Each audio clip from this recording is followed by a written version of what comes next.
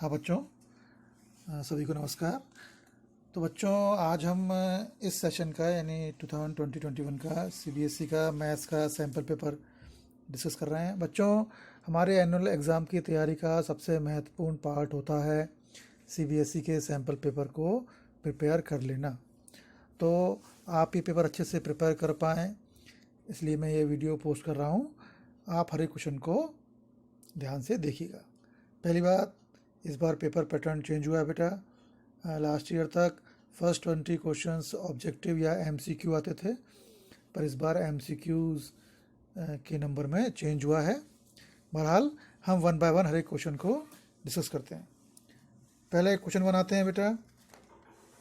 Question 1 बोल रहा है, देखिए ये एमसीक्यू नहीं है, 1 मार्क्स क्वेश्चन है। क्या क्वेश्चन है? Check whether the function defined as f such that r tends to r and fx equal to x cube is 1 1 or not। हमें fx equal to x cube दिया हुआ है, कहाँ डिफाइंड है वो? r से r में डिफाइंड है, और चेक करना है 1 1 है कि नहीं। देखिए मैंने पहले बोला हुआ है आपको तनिक भी गुंजाइश लगे कि हमें सॉल्व करके देख लेना चाहिए, तो बजाय आप तुक्का मारने के उस क्वेश्चन को सॉल्व करिए। तो यहाँ आपको लगे कि आपको इसका आंसर नहीं पता है, तो आप पहले इस क्वेश्चन को मेन पार्ट पे ही सॉल्व करिए।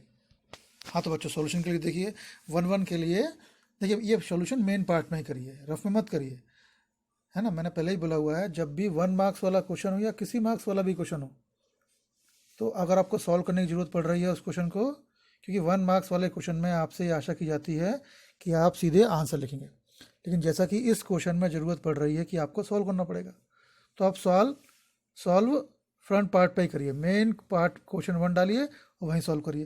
तो सॉल्व करने के लिए डेफिनेशन क्या है बेटा?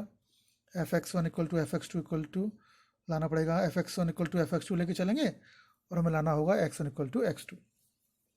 चलिए, अगर आपको लगे डेफिनेशन की ज़रूरत है तो आप डेफिनेशन भी लिख दीजिए, पहले स्टार्ट करिए, क्योंकि उससे क्वेश्चन गलत नहीं होगा। चलिए, तो शुरू किया fx1 इक्वल टू fx2 से। fx1 क्या है? x1 cube. fx2 क्या है? x2 cube. तो जब हम सॉल्व करेंगे तो आएगा x1 इक्वल टू x2। तो देखिए fx1 इक्वल टू fx2 लिया तो आ गया x1 इक्वल टू x2, मतलब क्वेश्चन फंक्शन 1 1 हो गया। हाँ बच्चों, क्वेश्चन 1 के और में दिया हुआ है, क्या दिया हुआ है? How many reflexive relations are possible in a set A whose where number of elements in A is 3। मतलब ये एक सेट दिया हुआ है जिसमें 3 एलिमेंट्स हैं, तो उसमें कितनी रिफ्लेक्सिव रिलेशन पॉसिबल होगी। तो बेटा इसको करने के लिए ध्यान रखिए, हमें एक फॉर्मूला याद रखना पड़ेगा। वो फॉर्मूला क्या है कि अगर, हाँ बेटा, इस क्वेश्चन को करने के लिए हमें एक फॉर्मूला याद रखना पड़ेगा कि अगर ए एक ऐसा सेट है जिसमें n एलिमेंट हैं, तो उसकी टोटल रिफ्लेक्सिव रिलेशंस होंगी 2n n-1। रिपीट कर रहा हूँ, एक ऐसा सेट ए जिसमें n स्मॉल n एलिमेंट्स हैं, तो उसके total number of reflexive relations होंगी 2n, मतलब 2 की पावर में n-1, n इंटू n-1 2 की पावर में है। यहाँ n क्या है? 3, नंबर ऑफ एलिमेंट्स इन ए। तो रिफ्लेक्सिव रिलेशन क्या हो जाएंगी? 2 की पावर में क्या आएगा? 3 ब्रैकेट में 3-1, यानी 2 की पावर में आएगा 3 इंटू 2 यानी 2 की पावर 6। तो there will be 2⁶ reflexive relations. हाँ बच्चों, अब क्वेश्चन 2 पे आते हैं। It is given that a set S is 1 2 3 और सेट एस पर एक रिलेशन डिफाइन की है जिसमें 1 1 1 2 2 2 3 3 एलिमेंट्स हैं। तो ये बता रहा है बेटा, पूछ रहा है कि आर में से कौन सा एलिमेंट हटाएं कि आर इक्विवेलेंस रिलेशन हो जाए। आपको इक्विवेलेंस रिलेशन की डेफिनेशन पता ही है ना।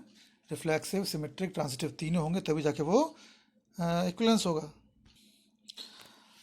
तो बेटा पहले देखें कि किस एलिमेंट को हटाएं कि ये इक्विवेलेंस हो जाए। तो बेटा पहले रिफ्लेक्सिव देखते हैं। रिफ्लेक्सिव होने के लिए हम एस पे ध्यान देंगे, क्योंकि रिलेशन एस पे डिफाइंड है।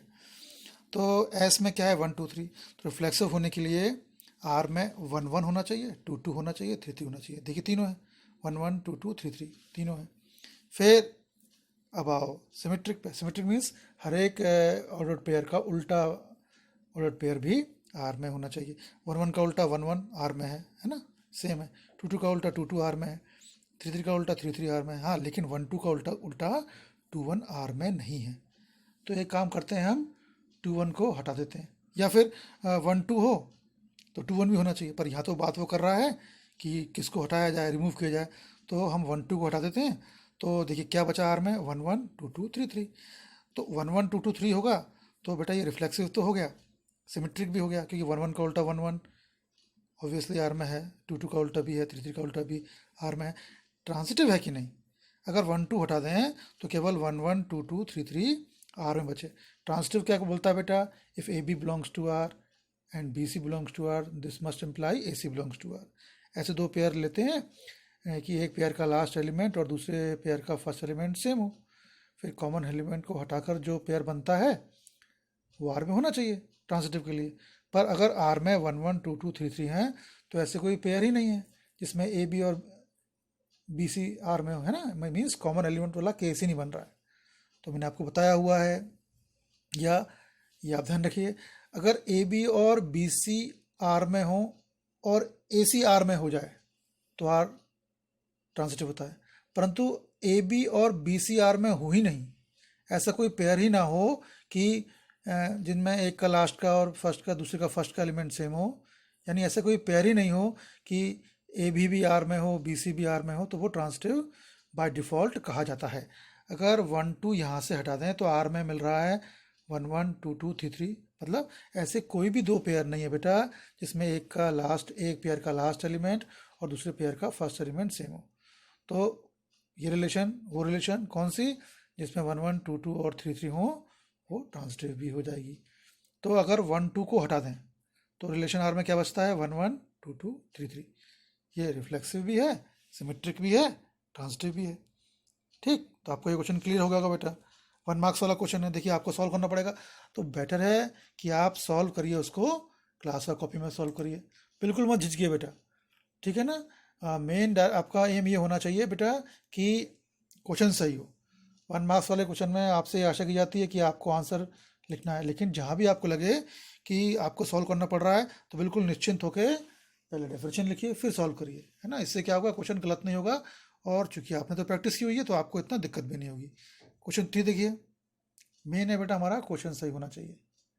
तो रफ वाले पार्ट में सॉल्व मत करिए, रफ वाले पार्ट में केवल कैलकुलेशन ही कीजिए। चलिए थर्ड देखिए, ये relation R in the set of real numbers define की है। रियल नंबर्स के सेट पे एक रिलेशन आर डिफाइन की है। तो रिलेशन आर में क्या बेटा, कैसे पेयर हैं? ए और बी हैं। लेकिन जो फर्स्ट पेयर है root A equal to B है, मीन्स जो सेकेंड पेयर है, जो सेकेंड एलिमेंट है ए बी का, जो सेकेंड एलिमेंट है वो फर्स्ट का स्क्वायर रूट है। तो ये फंक्शन है कि नहीं, देखते हैं। अब बेटा क्या बोल रहा है, relation R is defined on the set of all real numbers. Relation real number से डिफाइंड मीन्स रिलेशन में जितने भी पेयर हैं दोनों रियल नंबर हैं। मतलब जो ए बी पेयर दे रहा है आर के अंदर, आपको दिखाई दे रहा है ए भी रियल नंबर और बी भी रियल नंबर है। रियल नंबर क्या होते हैं? नेगेटिव पॉजिटिव दोनों होते हैं। अब साथ में ही जो इसने टेल लगाई हुई है कि बी इक्वल टू रूट है ना? जो सेकंड एलिमेंट है पेयर का वो फर्स्ट का स्क्वायर रूट होगा। मतलब ए 1 है तो बी होगा √1 मतलब 1 आर में होगा, 2 आर में होगा। क्यों? 2 भी रियल है, √2 भी रियल है। लेकिन सपोज अगर ए नेगेटिव क्वांटिटी हो जाए, ए -3 है तो बी क्या होगा? √-3। अरे √-3 तो रियल नहीं है। जबकि ये क्या बोल रहा है, relation R set of all real numbers R पे डिफाइंड मीन्स पेयर का पहला और सेकंड दोनों एलिमेंट रियल नंबर होने चाहिए। तो नेगेटिव नंबर के लिए बेटा बी डिफाइंड नहीं है। अगर ए -2 हो गया तो बी हो जाएगा √-2। और आप जानते हो कि अगर रूट के अंदर माइनस एलिमेंट हो तो फिर वो रियल नहीं होता, है ना? तो नेगेटिव नंबर्स के लिए जो है हमारे रिलेशन के पेयर्स डिफाइंड नहीं है, तो ये फंक्शन नहीं हुए, ठीक है? तो नेगेटिव के लिए चूंकि पेयर कंडीशन फॉलो नहीं कर रहे हैं तो आर नेगेटिव नंबर्स के लिए फंक्शन नहीं है। चलिए इसके सेकंड पार्ट में आते हैं। तो इसका थर्ड का फर्स्ट पार्ट का आंसर क्या हुआ? It is not a function.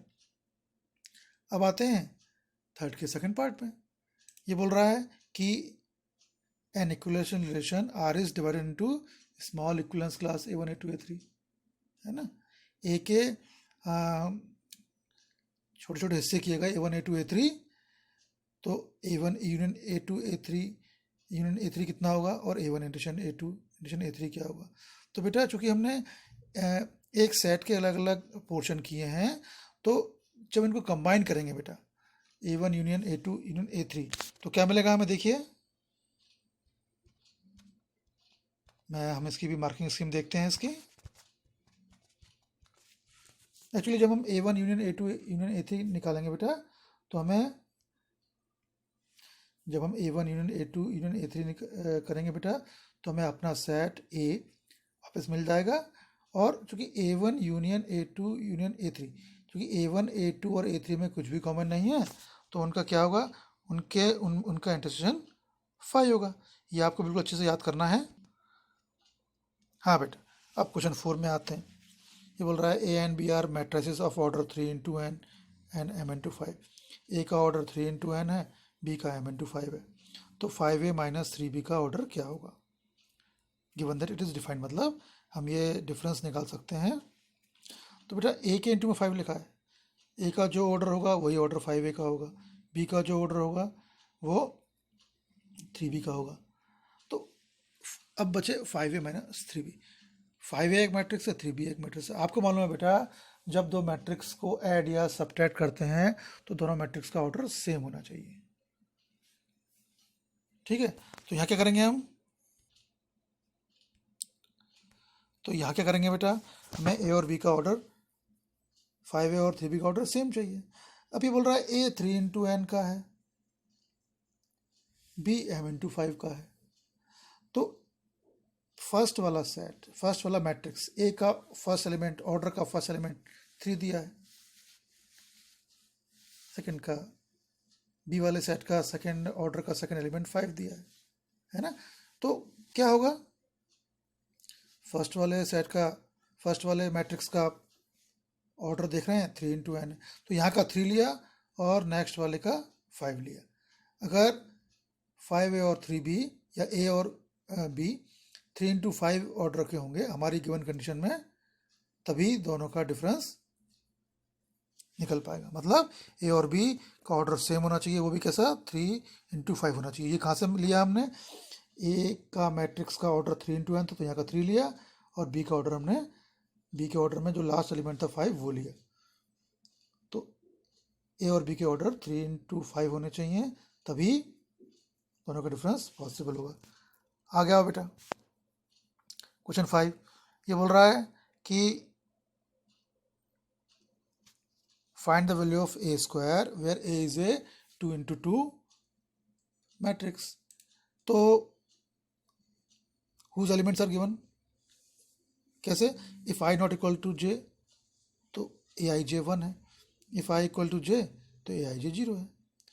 But अगर इसका हम सॉल्यूशन देखें तो क्या बोल रहा है ये कि जब i इक्वल टू j नहीं है, क्या था क्वेश्चन, क्वेश्चन था जब i इक्वल टू j है तो aij 0 है। अब देखिए 2 इंटू 2 मैट्रिक्स है, 2 रोज 2 कॉलम्स हैं, तो फर्स्ट रो में क्या होगा, a11 a12 होगा, सेकंड रो में क्या होगा, a21 a22 होगा। तो पहले a11 देखिए, a11 i और j इक्वल हैं तो वैल्यू 0 होगी, है ना। a11 0 होगा, a12 देखो i और j इक्वल नहीं है, तो जब इक्वल नहीं है तो बोल रहा है 1 होगा, है ना। तो a11 क्या हो गया, 0 हो गया, a12 1 हो गया। सिमिलरली a21 क्यों, i और j इक्वल नहीं है, a21 1 हो गया, a22 0 हो गया, तो a आ गया 0 1 1 0।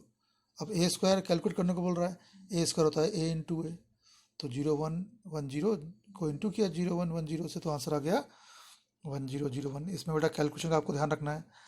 अब देखिए क्वेश्चन 5 का सेकंड पार्ट। बेटा इस तरह का क्वेश्चन अगर आप देखोगे तो हर बार एग्जाम में आ रहा है।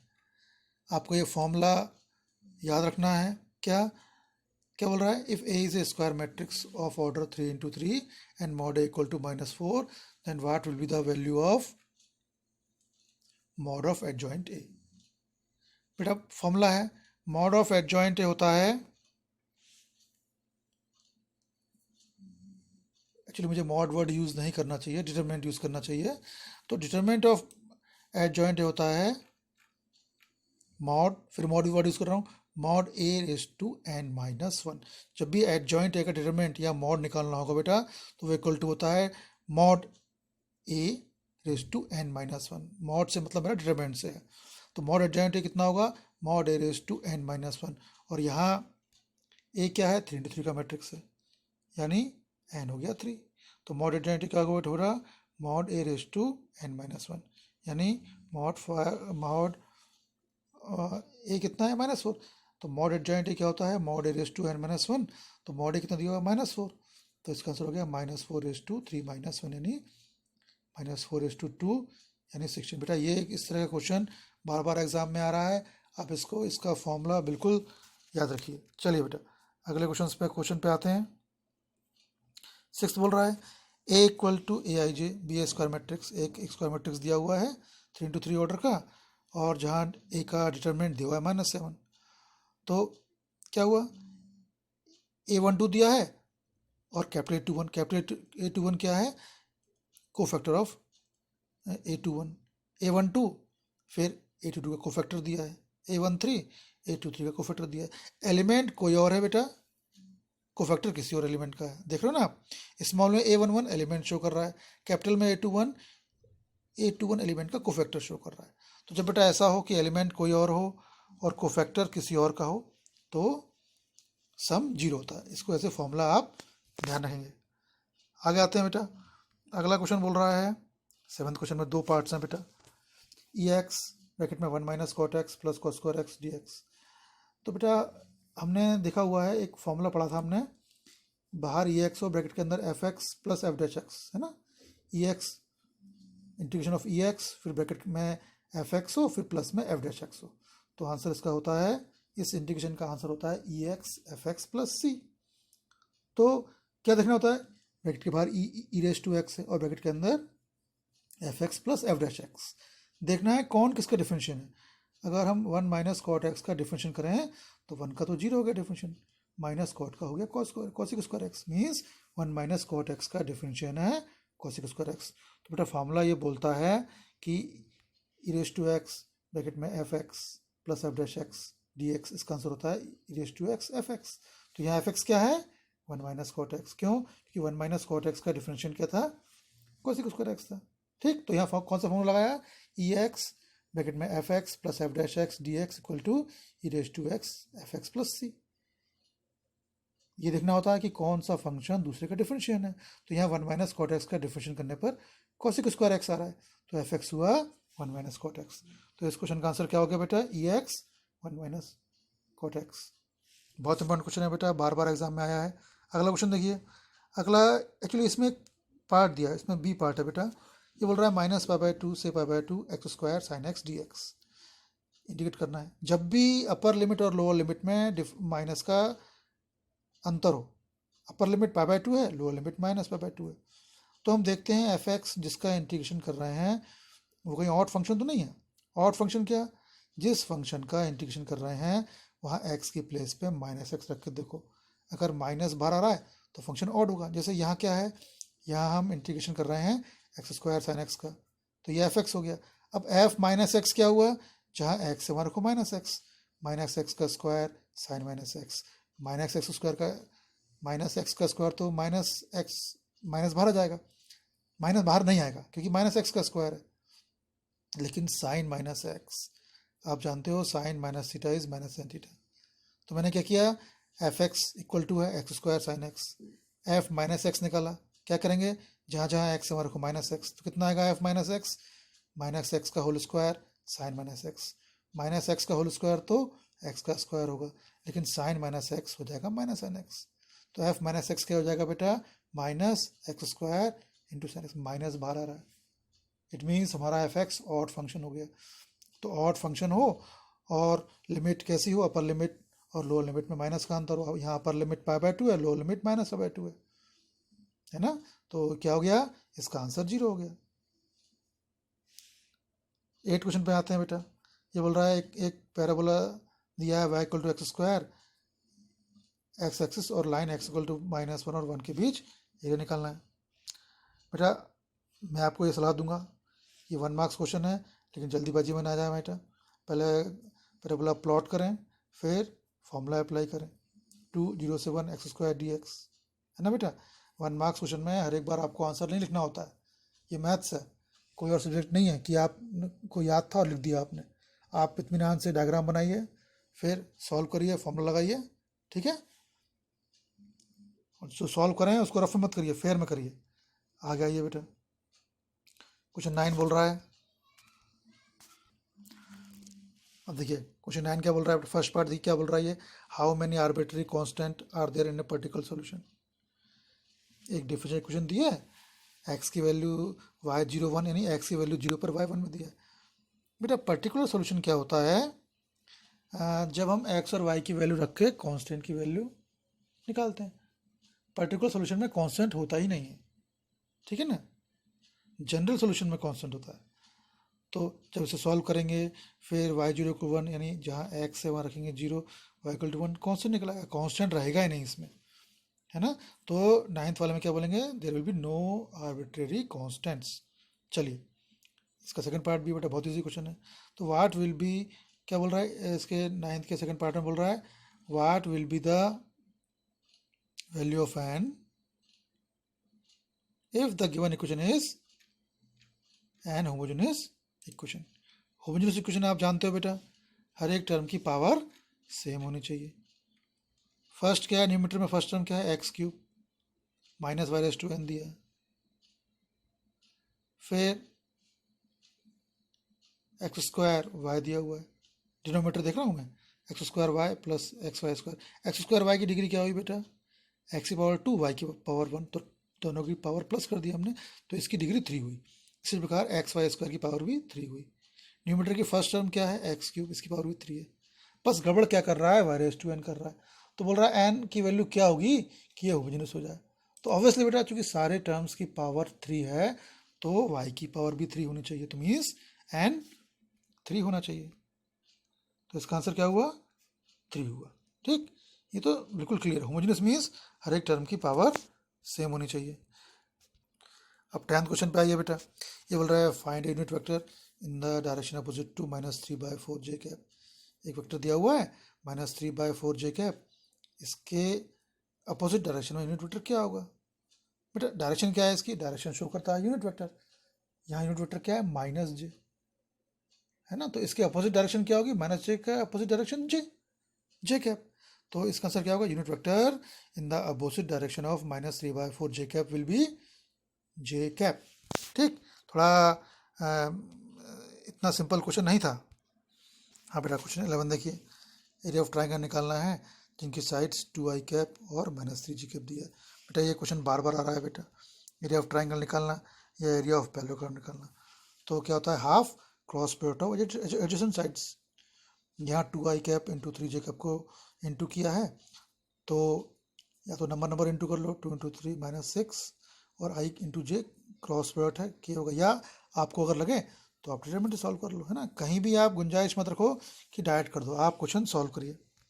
अगला क्वेश्चन बेटा बहुत इंपॉर्टेंट क्वेश्चन है, क्या बोल रहा है, find the angle between unit vector a cap and b cap given that mod a cap plus b cap equal to 1। mod a cap plus b cap equal to 1, इसकी condition use करके बेटा a cap और b cap के बीच angle निकालना है। तो basically हमें क्या करना है, mod a cap plus b cap equal to 1 solve करना है। बेटा जब भी किसी मॉड वाली टर्म को सॉल्व करना हो, better you take square of mod, आप स्क्वायर वाली टर्म का मॉड लो। क्यों, मॉड a कैप का square equal to a cap का स्क्वायर, स्क्वायर लेने से मॉड हट जाता है। तो क्या क्या देखिए, हमने mod a plus B cap का स्क्वायर लिया, mod a cap plus B cap का स्क्वायर इक्वल टू 1। अब मॉड और स्क्वायर दोनों है तो मॉड हट गया, क्या हो गया, वो a cap plus B cap का होल स्क्वायर हो गया। फॉर्मूला लगा दिया हमने, a² plus b² plus 2ab। A cap unit vector है, तो ए कैप का square means mod A cap का स्क्वायर यानी 1 हो गया, मॉड ए कैप 1 होता है, मॉड बी कैप का स्क्वायर 1 हो गया। तो अल्टीमेटली मिला 2a cap dot B cap मिला 1 -1 -1 यानी -1 मिला। तो A cap dot B cap हो गया -1/2, cos थीटा -1/2 कब होता है, 120 पे, ठीक। तो इस क्वेश्चन का सीख क्या है, जब भी किसी मॉड वाले टर्म को सॉल्व करना हो तो मॉड का आप स्क्वायर लेके चलिए। आइए आगे देखते हैं। अब बेटा अगला क्वेश्चन देखते हैं, कौन सा question 13। Direction cosine of the normal to the YZ plane means एक ऐसा लाइन है जो वाइजेड प्लेन के परपेंडिकुलर है। बेटा वाइजेड प्लेन आप जानते हो एक्स वाई जेड आपस में परपेंडिकुलर होते हैं।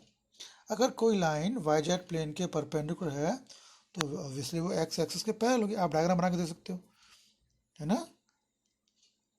या एक काम करो, आप अपने हाथ से आप वाइजेड उंगलियां फैला लो, वाइजेड प्लेन बन जाएगा। अगर उसके परपेंडिकुलर कोई लाइन है वाइजेड प्लेन के नॉर्मल है तो वो ऑब्वियसली एक्स एक्स के पैरेलल होगा।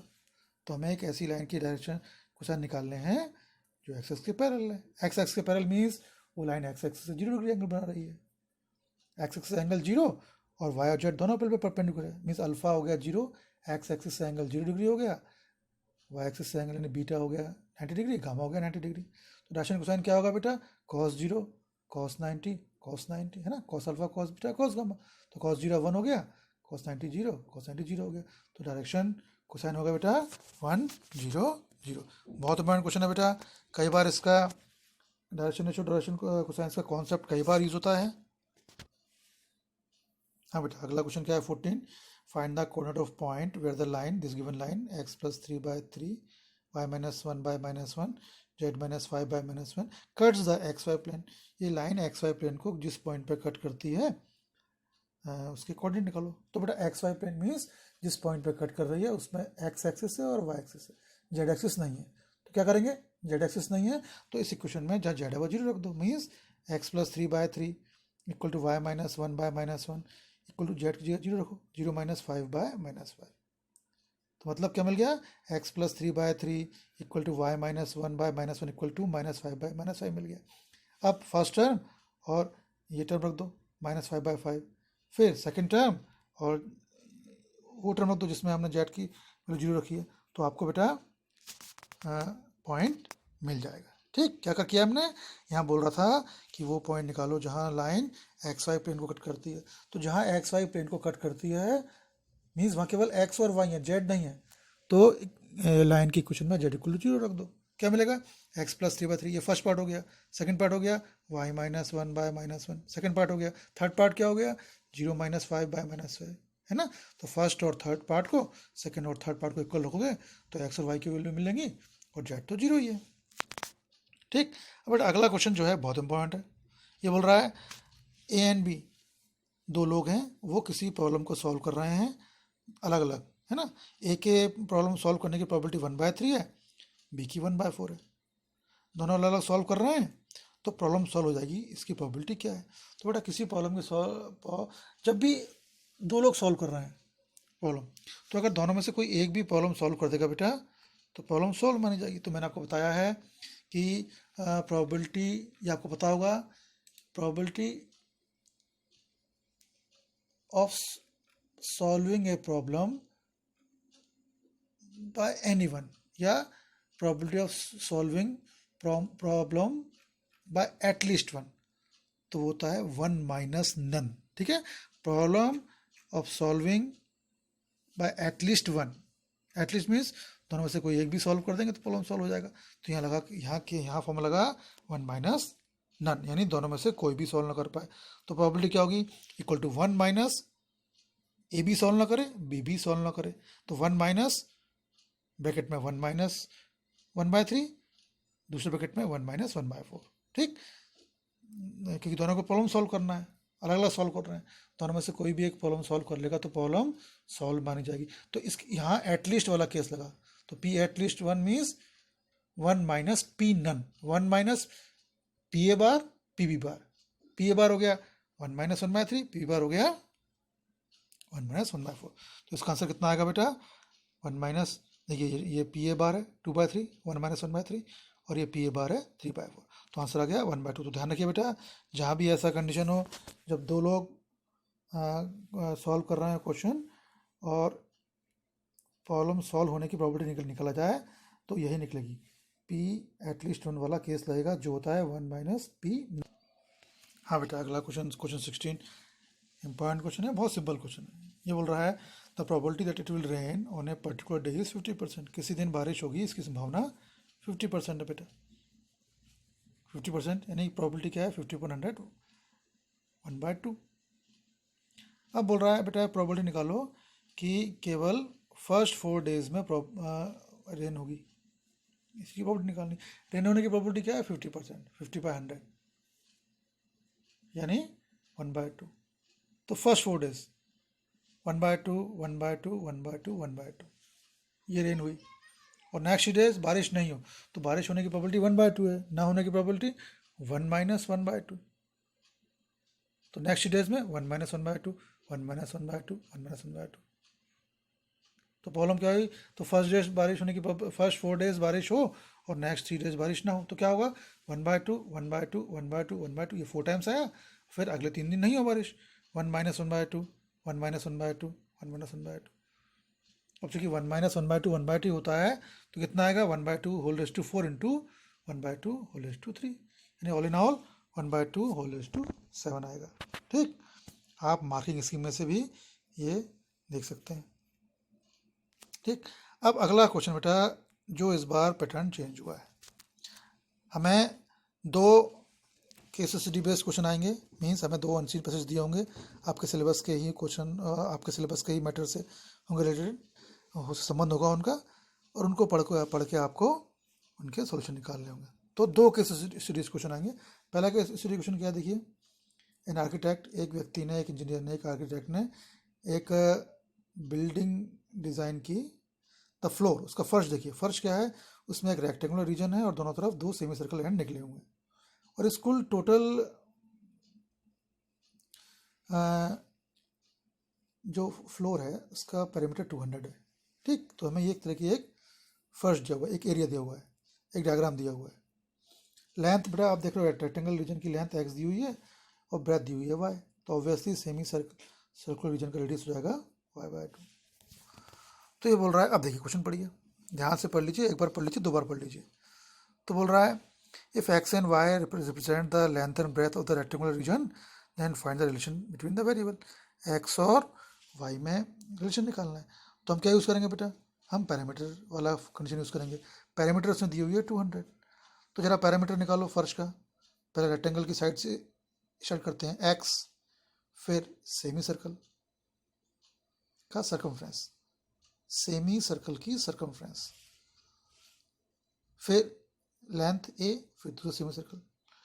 तो बेटा क्या हुआ? x, पहले तो लेंथ x हो गई, फिर c/2 जो सेमी सर्कल रीजन है उसकी हाफ सर्कल, हाफ सर्कमफ्रेंस, तो c/2, c/2 मीन्स 2πr/2 यानी पाई आर, और आर क्या है? π/2, आर क्या है? y/2। तो x प्लस, मार्किंग स्कीम में केवल बेटा क्वेश्चन दिया हुआ है, सॉल्यूशन नहीं दिया, तो हम यहीं स्टिक करते हैं। तो हम फिर शुरू करते हैं x, तो लेंथ हो गई बेटा, जहाँ a लिखा है उसके नीचे शुरू कर रहे हैं x, फिर आ गया सेमी सर्कल रीजन आ गया है, तो सेमी सर्कल है, सर्कमफ्रेंस पैरामीटर ले रहे हैं। सर्कमफ्रेंस क्या होगी सेमी सर्कल की? c/2, c होता है 2πr, 2 से 2 कट गया, πr, r क्या है? y/2 है ना। तो x प्लस π/2, पाई y/2, फिर x प्लस π/2। तो हमें जब हम कैलकुलेट कर लेंगे तो हमें क्या मिलेगा? तो जब हम कैलकुलेट करेंगे बेटा तो हमें सर्कमफ्रेंस क्या मिलेगी, या हमें रिलेशन क्या मिलेगा x और y में? 2x plus πy equal to 200, B option है बेटा इसका। सेकंड देखिए क्या बोल रहा है, the area of the rectangular region, केवल रेक्टेंगुलर का एरिया निकालना है। तो एरिया ऑफ रेक्टेंगुलर आप जानते हो length into breadth x into Y, लेकिन 4 ऑप्शन में कहीं भी वाई नहीं है। तो जो पिछले ऑप्शन में जो हमने बी वाले ऑप्शन से एक्स और वाई में रिलेशन निकाला है, वहाँ से वाई की वैल्यू निकाल के आप equal to X into Y में रख दोगे बेटा। थर्ड क्या है? Maximum area. आपको एरिया हमने पिछले सेकंड पार्ट से एरिया निकाला है, डिफिनेशन करोगे आप 0 के इक्वल रहोगे, एक्स की वैल्यू आएगी, फिर सेकंड डेरिवेटिव रहोगे, है ना। तो जिसमें सेकंड डेरिवेटिव नेगेटिव होगा वो आपका एरिया होगा। आप सॉल्व करके देख सकते हो उसको। अभी बोल रहा है फोर्थ, देखो सबसे टफ पार्ट मेरे ख्याल से ये शायद, if CEO of the multinational company is interested in maximizing the area of the whole floor including the semicircle ends, वो बोल रहा है अगर हमें अभी तो हमने देखिए पिछले वाले पार्ट्स में केवल रेक्टेंगल रीजन का एरिया मैक्सिमम लिया था, अब बोल रहा है पूरे फ्लोर का, मतलब रेक्टेंगल रीजन और दोनों सेमी सर्कल रीजन, अगर उसका एरिया मैक्सिमम हो तो एक्स क्या हो गया, एक्स क्या होगा। तो बेटा इस केस में हमारा फंक्शन क्या हो गया, क्या होगा, पूरा एरिया होगा, area of rectangle as well as area of both the semi circles. हमारा एरिया जो होगा area plus 2 into area of semi circle, तो ये होगा area A means X into Y plus pi Y Y by 2 का whole square, है ना। दो सेमी सर्कल हैं, दोनों सेमी सर्कल लेके हम एक मान सकते हैं। तो जब हम बेटा X into Y first part या सेकंड पार्ट में हमने रेक्टेंगल रीजन का एरिया निकाला था, तो हमारा फंक्शन हो जाएगा 2 by pi 100 minus X square, ये ब्रैकेट में plus pi Y square by 4। इसको डिफरेंशिएट करेंगे बेटा, और जब फर्स्ट डेरिवेटिव को रखेंगे जीरो के इक्वल तो एक्स आएगा जीरो, ये हमारा आंसर होगा। ठीक, अब आते हैं फिफ्थ पार्ट पे। फिफ्थ पार्ट बोल रहा है द एक्स्ट्रा एरिया, तो extra area if the extra area generated if the area of whole floor is maximized is, तो जो अगर पूरे फ्लोर को मैक्सिमम ले लें, मतलब दोनों सेमी सर्कल वाले को पोर्शन को भी ले लें, तो एक्स्ट्रा एरिया क्या होगा। तो बेटा हमने पिछले पार्ट में एरिया निकाला है, जब हम दोनों साइड भी दोनों सेमी सर्कल भी कंसिडर कर रहे हैं, तो आपने निकाला होगा minus X square by pi plus 100 square by pi, और जब इसमें एक्स को जीरो रखते हैं तो ये आ रहा है Z equal to 10,000 by pi, जबकि मैक्सिमम एरिया था बेटा 5,000 बाय पाई। तो एक्स्ट्रा का एरिया हुआ, क्या एरिया क्या हुआ, दोनों का डिफरेंस यानी 5,000 बाय पाई। तो बेटा ये पहला केस स्टडी हो गया। सेकंड देखिए, इसमें 3 लोग दिए हैं, ये सोच के मत कन्फ्यूज होइएगा कि डायग्राम में 4 लोग हैं। 3 लोग क्या हैं, विनय, सोनिया, इकबाल। तीनों किसी फॉर्म के कॉपीज़ की प्रोसेस कर रहे हैं, देख रहे हैं, है ना। विनय, सोनिया और इकबाल तीन किसी फॉर्म की कॉपीज़ आ रही हैं कहीं से, उनको जांच कर रहे हैं।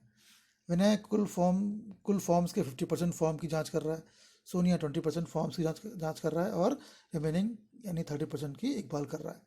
विनय एरर करता है, इसका रेट है 0.06, सोनिया एरर करती है तो 0.04, इकबाल एरर कमिट करता है, इसकी चांस है 0.03। बेटा केस स्टडी वाले क्वेश्चन में जैसे कि आप करते थे अंतिम पैसेज में, आप पहले अच्छे से क्वेश्चन को पढ़ लीजिए, पढ़ के फिर ऑप्शन पे आइए कि क्या क्या करना है। चलिए पढ़ लिया हमने अच्छे से, 2 बार पढ़ लिया। तो क्या बोला, the conditional probability that an error is committed in processing given that Sonia has processed that particular form is, कोई एक फॉर्म, किसी एक फॉर्म में गलती निकल गई, तो प्रोबेबिलिटी क्या है कि वो फॉर्म सोनिया ने प्रोसेस किया होगा। तो बेटा वही एक रैंडम, अगर किसी फॉर्म को, क्या बोल रहा है, किसी रैंडम एक फॉर्म को चुना गया, एरर वाले फॉर्म को, तो वो फॉर्म सोनिया ने प्रोसेस किया होगा, देखा होगा, इसकी प्रोबेबिलिटी क्या है। तो बेटा हम देख रहे हैं कि यहाँ लिखा हुआ है Sonia has an error rate 0.04, यानी कुछ फॉर्म को चूज़ किया जाए तो फॉर्म गलत निकलेगा, इसकी प्रोबेबिलिटी 0.04 है। तो वही चीज़ पूछ रहा है, ये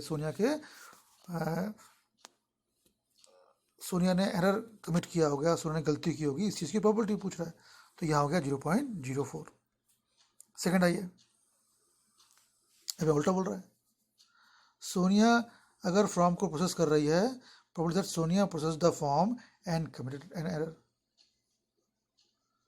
सोनिया ने फॉर्म प्रोसेस किया, जहाँ चेक किया और उसमें एरर निकल गई, क्या प्रोबेबिलिटी होगी। तो बेटा ये बोला है उसने कि सोनिया 20% फॉर्म प्रोसेस कर रही है ना, और एक फॉर्म में एरर होगी, इसकी प्रोबेबिलिटी 0.04 है। तो सोनिया, तो वो क्वेश्चन कि Sonia process the form and committed an error will be 20% of 0.04, यानी 20/100 into 0.04, it means it will B 0.008। फिर थर्ड पार्ट पे आओ, the total probability of committing an error, तीनों लोग प्रॉब्लम, तीनों लोग फॉर्म प्रोसेस कर रहे हैं, तो इस बात की प्रोबेबिलिटी क्या कि एरर होगी। तो 3 लोग थे, विनय 50% प्रोसेस कर रहा था और विनय की प्रोबेबिलिटी थी 0.06। सोनिया 20% प्रोसेस कर रही थी, एरर 0.04। इकबाल 30% और उसका एरर रेट था 0.03। तो टोटल प्रोबेबिलिटी क्या होगी बेटा, 50% into 0.06 plus 20% into 0.04 plus 30% into 0.03 means 50/100 into 0.06 plus 20/100 into 0.04 plus 30/100 into 0.03 means 0.047 इसका आंसर आएगा बेटा। फोर्थ पार्ट क्या बोलता है बेटा, the manager of a company wants to do the, अब मैनेजर आया, उसने क्वालिटी चेक किया, सरप्राइज चेक किया, और तो चेक किया कि एक फॉर्म, उसने रैंडमली चेक किया कि एक फॉर्म में एरर है। तो बताओ कि फॉर्म विनय ने चेक नहीं किया होगा, है ना। तो उसने, मैनेजर ने क्या किया, रैंडमली एक फॉर्म चेक किया जिसमें एरर था, और बताओ कि वो फॉर्म, प्रॉपर्टी निकालो कि विनय ने प्रोसेस नहीं किया होगा। तो विनय ने प्रोसेस नहीं किया होगा, विनय ने फॉर्म चेक नहीं किया होगा, उल्टा निकालते हैं।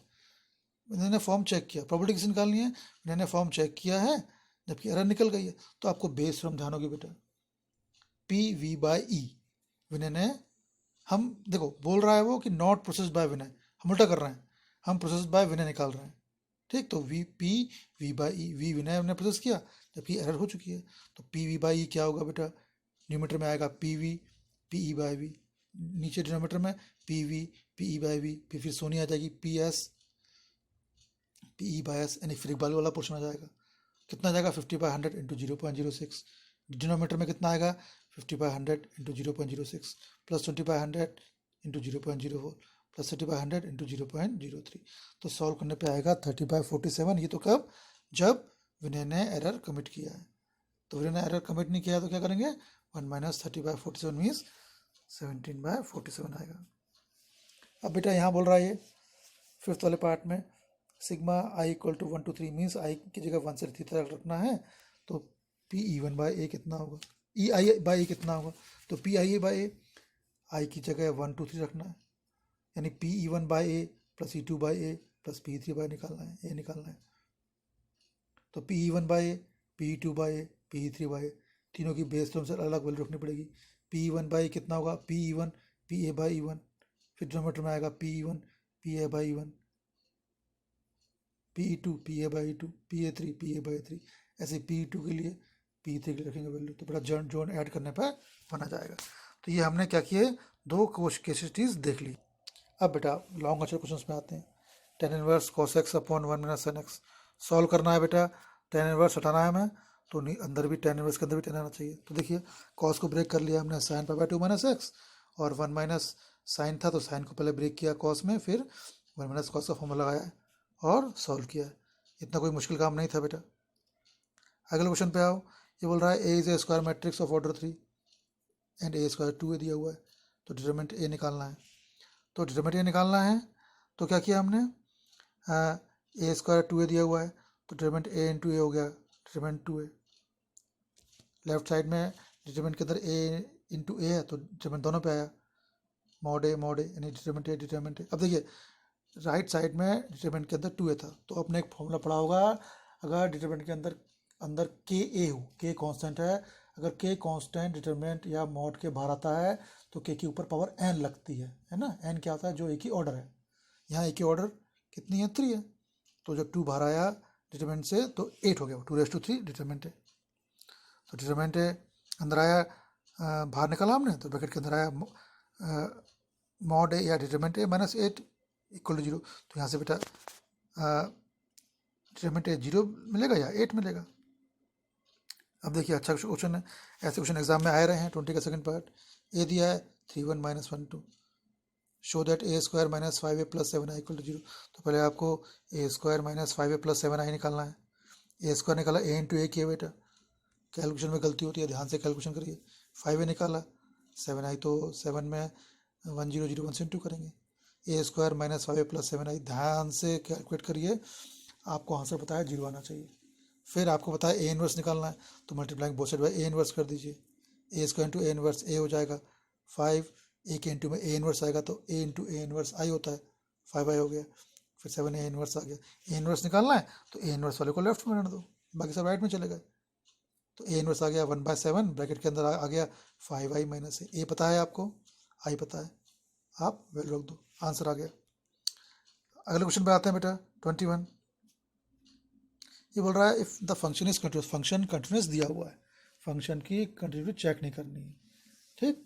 तो जब x 0 है तो एफ एक्स 1/2 है, जब x 0 नहीं है तो एफ एक्स है 1 माइनस कॉस के एक्स अपॉन के एक्स साइन एक्स।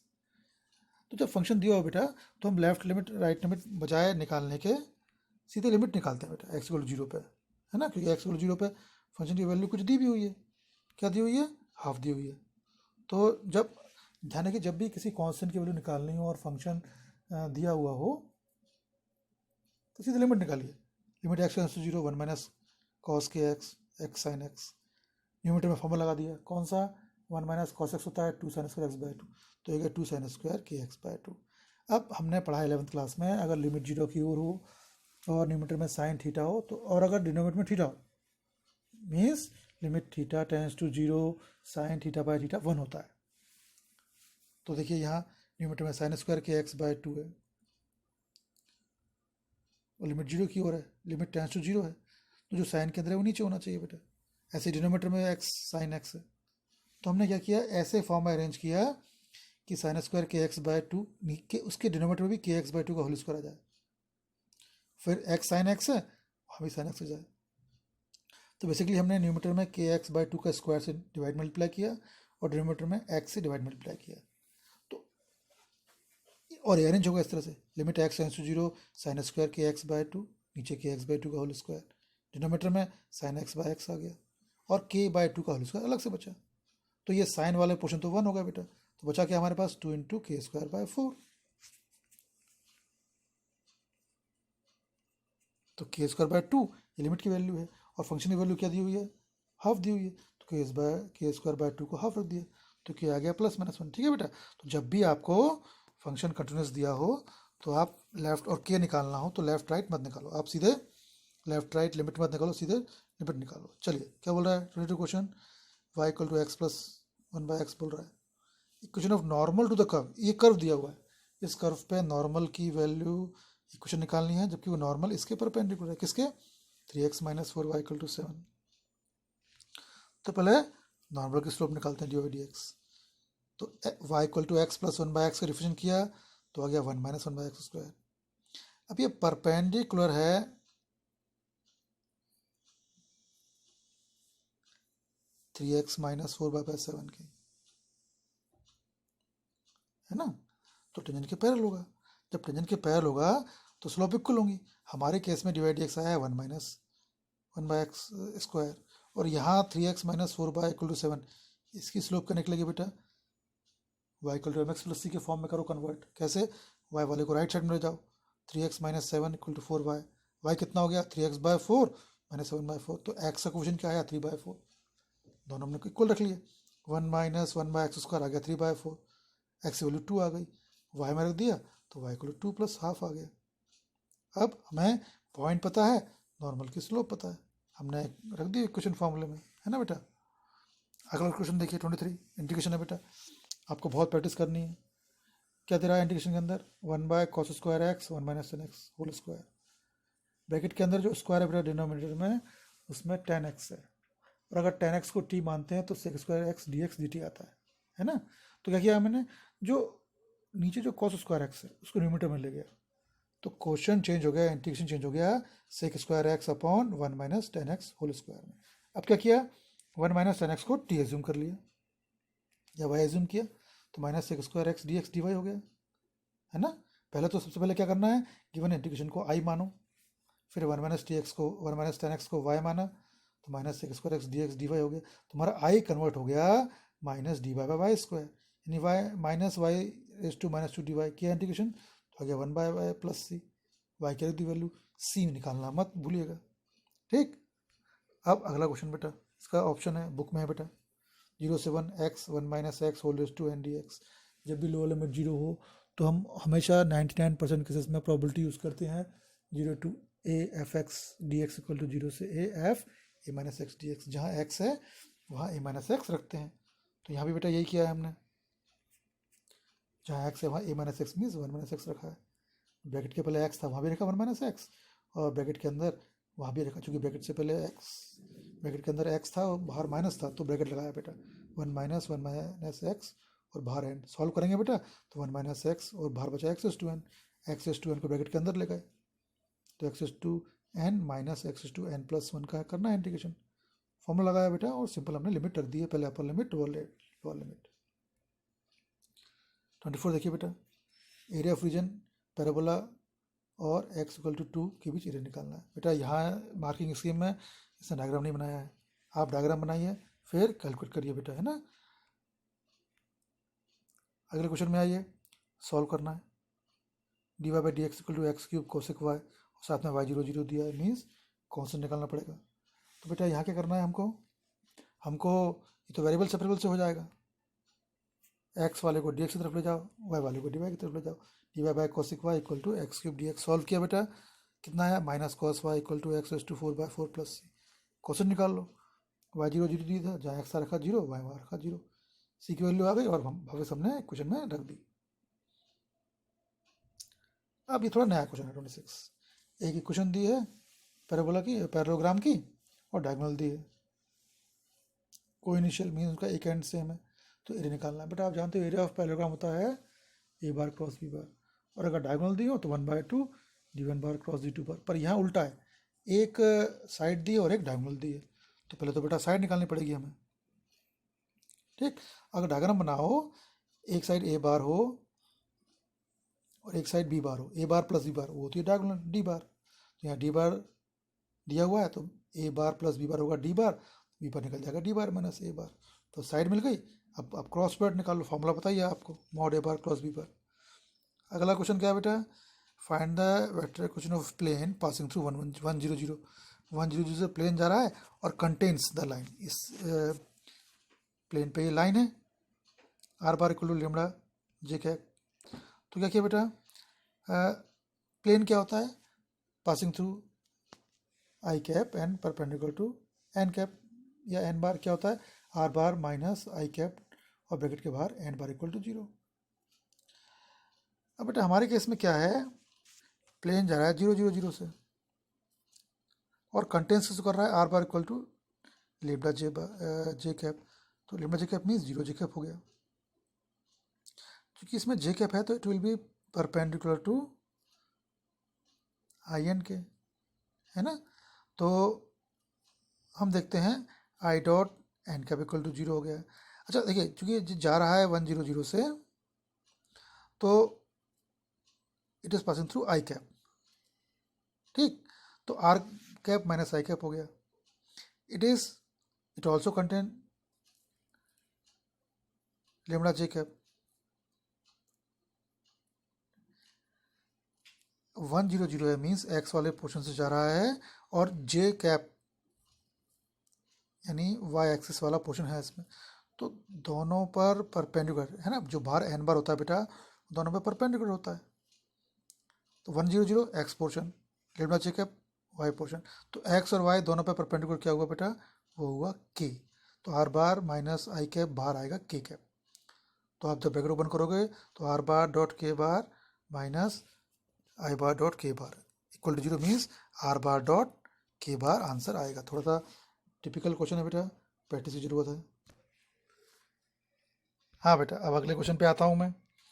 अगला क्वेश्चन फिर प्रोबेबिलिटी का क्वेश्चन है। एक रेफ्रिजरेटर में 2 मिल्क चॉकलेट्स हैं और 4 डार्क चॉकलेट्स हैं। 2 chocolates are drawn at random, 2 chocolates निकाल रहे हैं, तो प्रोबेबिलिटी डिस्ट्रीब्यूशन निकालना है कि जब मिल्क चॉकलेट निकले, तो प्रोबेबिलिटी डिस्ट्रीब्यूशन यानी जब एक भी मिल्क चॉकलेट नहीं निकले, जब एक मिल्क चॉकलेट निकले, या दोनों मिल्क चॉकलेट निकले। जब एक भी मिल्क चॉकलेट नहीं निकले, तो क्वेश्चन क्या बेटा कि 2 मिल्क चॉकलेट हैं और 4 डार्क चॉकलेट हैं। तो जब एक भी मिल्क चॉकलेट नहीं निकली, मतलब पहले केस में भी डार्क चॉकलेट निकली 4/6, फिर एक कम हो गया, है ना, 3/5। फिर 1 के लिए, अच्छा जब एक भी नहीं निकली मिल्क चॉकलेट तो दोनों डार्क चॉकलेट निकली। 4/6 इंटू 3/5, ये कम क्यों हुआ? क्योंकि हमने एक निकाल के वापस रखी नहीं है उसके अंदर। फिर पहली मिल्क, अब एक मिल्क चॉकलेट, यानी पहली मिल्क हो सकती है दूसरी डार्क, या पहली मिल्क दूसरी डार्क, तो 2/6 इंटू 4/5 इंटू 2 आएगा। 2 केस बनेंगे बेटा इसमें। अब अगर दोनों ही मिल्क चॉकलेट हो तो पहले की हो गई 2/6, फिर 2 मिल्क में से हम एक निकाल चुके हैं तो 1/5, है ना बेटा।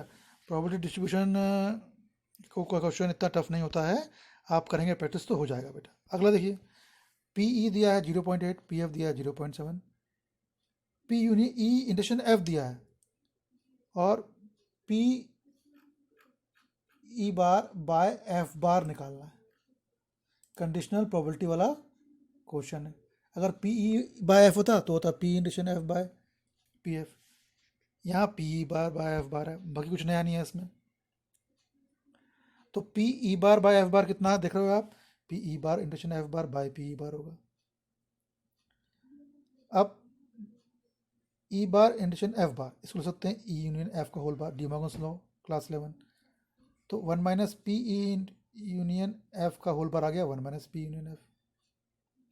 पी यूनियन एफ आप निकाल लोगे, P union F equal to P plus P F minus P intersection F. Value आ गई देख रहे हो आप, P F bar 1 minus P F होगा। आंसर आ गया बेटा, है ना। थोड़ा नया कॉन्सेप्ट था, करोगे प्रैक्टिस तो हो जाएगा। आगे आइए, क्वेश्चन 29। हम 3 मार्क्स वाले क्वेश्चन में आ रहे हैं। रिलेशन दी है A B where A plus B is divisible by 2, check करना है रिफ्लेक्सिव सिमेट्रिक ट्रांजिटिव है कि नहीं, और फिर इक्विवेलेंस क्लास भी निकालिए। 29 क्वेश्चन क्या बोल रहा है कि R is the relation defined on the set of integers. चलिए देखते हैं सिमेट्रिक रिफ्लेक्सिव। देखिए यहाँ देखिए, ये चूंकि मार्किंग स्कीम है, आपको ध्यान रखना है, मैंने आपसे बोला हुआ है चैप्टर 1 वाले क्वेश्चंस में डेफिनेशन लिखना ही है। जब आपको रिफ्लेक्सिव चेक करना है तो स्टार्ट फ्रॉम डेफिनेशन, है ना। आप पहले डेफिनेशन लिखिए फिर रिफ्लेक्सिव चेक करिए। तो यहाँ क्या बोल रहा है कि अब ए बी अगर आर में होंगे, when A plus B is divisible by 2 या इवन हो, तो जब हमने रिफ्लेक्सिव में दोनों पेयर के एलिमेंट, पेयर के दोनों एलिमेंट सेम लेंगे, ए लेंगे, तो ए आर में है क्या, कब, जब उनका सम डिविजिबल बाय 2 से होगा। तो A plus A is 2a which is even, है ना। ए बिलोंग्स टू आर हो गया रिफ्लेक्सिव, उनका सम डिविजिबल बाय 2 है, सिमेट्रिक। फिर देखिए यहाँ मार्किंग स्कीम में सिमेट्रिक की डेफिनेशन नहीं लिखी है, पर आपको एग्जाम में डेफिनेशन से स्टार्ट करना है। क्वेश्चन, वो क्वेश्चंस जो बेटा रिलेशन एंड फंक्शन वाले हैं उनमें डेफिनेशन से स्टार्ट करना है, उससे क्वेश्चन गलत नहीं होता। तो सिमेट्रिक में अगर ए बी आर में है, यानी ए और बी का सम इवन है, तो बी और ए का सम भी इवन होगा, तो obviously B A belongs to R होगा। ट्रांजिटिव में अगर ए और बी का सम इवन है, बी और सी का सम इवन है, तो ए और सी का सम भी इवन होगा। ठीक, अब बोल रहा है इक्विवेलेंस क्लास निकालो। तो इक्विवेलेंस क्लास 0 से मीन्स हमें मतलब ये है, इक्विवेलेंस क्लास 0 का मीन्स दोनों पेयर में अगर पहला एलिमेंट 0 हो जाए। 0 क्यों? क्योंकि यहाँ ये बोल रहा है कि इक्विवेलेंस क्लास को 0 निकालना है। मीन्स अगर ए और बी में जो पेयर दिए हैं बेटा, उसमें यहाँ ए जो क्वेश्चन में ए और बी पेयर दिए हैं, पहला एलिमेंट 0 हो तो दूसरा एलिमेंट क्या क्या हो सकता है कि एलिमेंट एस में हो। तो अगर पहला एलिमेंट 0 हो, सेकेंड एलिमेंट अगर 2 होगा तो 0 प्लस 2 इवन है, आर में हो जाएगा, है ना। 0 प्लस 3 ऑड है, तो 3 हमारे रिलेशन, तो 3 हमारे रिलेशन में फिट नहीं बैठ रहा है। तो 0 के साथ किन किन एलिमेंट को लिया जाए कि कंडीशन, कौन सी condition, A plus B divisible by 2 हो जाए। तो 0 के साथ 0 का सम लें तो इवन होगा, 0 के साथ 2 का सम लें तो इवन होगा, 0 के साथ 4 का सम लें तो इवन होगा। इसी प्रकार 0 के साथ नेगेटिव इवन नंबर का सम लें तो भी इवन होगा। तो 0 का क्लास क्या होगा बेटा, -4 -2 0 2 4 एंड सो ऑन। ठीक, थोड़ा फिर से देखिएगा इसको। 30 बेटा 2 का 2 फंक्शन का सम दिया है, डिफरेंशियल निकालना है, तो फर्स्ट का अलग करेंगे, सेकंड का अलग करेंगे। देखिए बीच में प्लस है, डायरेक्ट लॉग लेने की गलती मत करिएगा, है ना। जब भी 2 सेपरेट टर्म्स दिए हों और बीच में प्लस हो, दोनों का डायरेक्ट लॉग नहीं लेते हैं। आप फर्स्ट वाले को अलग सॉल्व करिए, सेकंड वाले को अलग सॉल्व करिए। ठीक, अगला क्वेश्चन आते हैं बेटा। अब देखिए यहाँ ग्रेटेस्ट इंटीजर फंक्शन दिया है और डिफरेंशिएबिलिटी चेक करनी है, कंटिन्यूटी नहीं, डिफरेंशिएबिलिटी। डिफरेंशिएबिलिटी क्या होती है, आपने क्लास 11 में फर्स्ट प्रिंसिपल वाले क्वेश्चंस किए हैं, बिल्कुल वही क्वेश्चन होता है। बस राइट हैंड लिमिट में वन एक्स प्लस एच आता है, क्योंकि यहाँ वन पे चेक करना था डिफरेंशिएबिलिटी, तो वन प्लस एच आया है, F one plus H minus one by H. Left hand में वन माइनस एच आएगा। राइट हैंड के लिए क्योंकि हमें वन पर डिफरेंशिएबिलिटी चेक करनी है, तो limit H tends to zero, F one plus H minus one by H आया। F one plus H, F X है greatest integer function of X, तो एफ वन प्लस एच हुआ one plus H का greatest integer function minus greatest integer function of one upon H. अब देखिए greatest integer function of one plus H, one में कोई थोड़ी सी छोटी quantity plus कर रहे हैं, सपोज एच है 0.01, तो वन प्लस एच कितना हुआ, ग्रेटेस्ट इंटीजर फंक्शन ऑफ 1.1। तो 1.1 से सबसे पहले अगर 1.1 से पीछे जाएं तो सबसे पहले इंटीजर क्या मिलता है, 1, है ना। तो greatest integer function of 1 plus H हो गया 1। तो आर एच डी क्या हो गया बेटा, limit H tends to zero, 1 minus one by H, यानी जीरो हो गया। ऐसे लेफ्ट हैंड डेरिवेटिव अंतर क्या आएगा, जो greatest integer function of 1 minus H आएगा वो आएगा जीरो, कि 1 में से कुछ माइनस कर रहे हैं, तो ये नंबर, ये इंटीजर तो खैर नहीं कह सकते, ये रियल नंबर 1 से कम हो गया। तो 1 से छोटा जो रियल नंबर है उससे पहले इंटीजर क्या आएगा, जीरो आएगा। तो इसका आंसर आ गया इन्फिनिटी। तो आर एच डी और एल एच डी दोनों इक्वल नहीं है, तो फंक्शन डिफरेंशिएबल नहीं हुआ।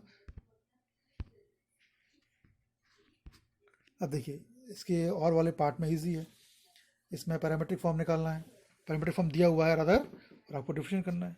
तो पहले एक्स का अलग डिफरेंशिएट कर लेंगे, वाई का अलग डिफरेंशिएट कर लेंगे, दोनों को डिवाइड करेंगे तो डिवाइडेड निकल जाएगा। मेन केयर रखनी पड़ती है सेकंड डेरिवेटिव निकालने में। Second derivative means first derivative का फिर से डिफरेंशिएशन, लेकिन उसमें into D T by D x आएगा, जिसकी वैल्यू आपको कहाँ से पता है, D x by D T से पता है। आप वैल्यू रख देंगे बेटा, ये क्वेश्चन बार बार आ रहे हैं, आप इनकी प्रैक्टिस करिएगा। Third function strictly third next question 32, F x दिया हुआ है, इनक्रीजिंग डिक्रीजिंग चेक करना है। Increasing means F dash x greater than zero, differentiate करेंगे, रेंज निकालेंगे आप, ठीक है। अगला क्वेश्चन क्या है बेटा, पार्शियल फ्रैक्शन वाला है, x square plus 1 upon x square plus 2 x square plus 3। पहले इंश्योर करिए प्रॉपर है कि नहीं, प्रॉपर मीन्स न्यूमरेटर की पावर कम होनी चाहिए, तो न्यूमरेटर की पावर एक्स स्क्वायर है, न्यूमरेटर में एक्स स्क्वायर है, डिनोमिनेटर 4 है, तो डिवाइड करने की जरूरत नहीं है, आप सीधे पार्शियल फ्रैक्शन अपॉन करिए। इसने कंफर्ट के लिए क्या किया बेटा, एक्स को वाई मान लिया, ईजी पड़ता है इससे। तो हमारा फ्रैक्शन हो गया Y plus 1 upon Y plus 2 Y plus 3, A upon Y plus 2 B upon Y plus 3। LCM लीजिए, यहाँ कंपेयर किया है, आप कंपेयर मत करिए।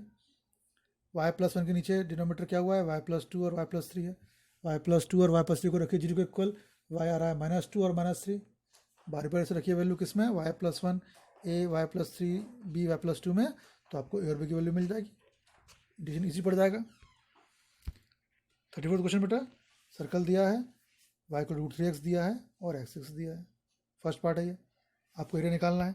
सबसे इंपॉर्टेंट पार्ट इन क्वेश्चंस में आपको प्लॉट करना पड़ेगा, लेकिन इस वाले पार्ट में जब आप लाइन के थ्रू जाते हैं तो सर्कमफ्रेंस एक जगह चेंज हो रही है बेटा, है ना, ये जो चेंज हो रही है, तो आपको पहले वो पॉइंट सॉल्व करना पड़ेगा जहाँ लाइन और सर्कल कट कर रहे हैं, तो पॉइंट 1 आ गया।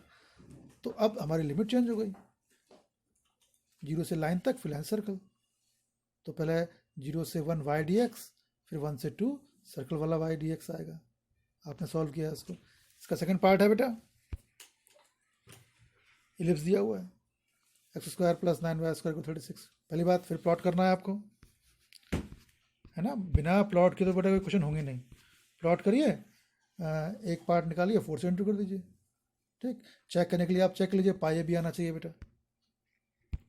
नेक्स्ट आइए बेटा, ये बहुत इंपॉर्टेंट क्वेश्चन है, 36 क्वेश्चन में, ये 5 मार्क्स से क्वेश्चन है, आ ही रहे हैं बेटा, आप प्रैक्टिस करेंगे।